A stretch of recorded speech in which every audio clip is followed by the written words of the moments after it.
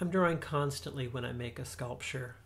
Drawings in my notebook to kind of refine the idea and what direction I want the piece to go, but I also draw on the wood constantly.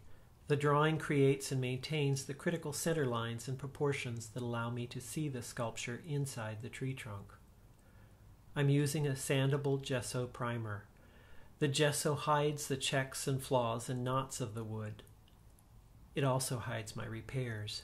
I've used Bondo, which is an automotive body filler, to build up areas where I'd carved too much wood away, like the hair just in front of her ears and on her left hand.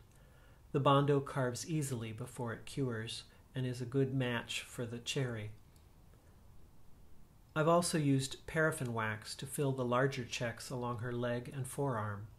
Cherry wood is very fine grained, which allows for good detail compared to my carving in cedar, but cherry cracks when it dries. The wax allows the wood to expand and contract, where a harder, less elastic filler might act as a wedge and split the wood further. Cherry wood is a pretty wood, but this is a sculpture, not a salad bowl or a piece of furniture. The gesso unifies the surface and lets you see all the forms very clearly. It lets you see the knife and chisel cuts, the rasp and file marks. Those textures tell the history of this carving.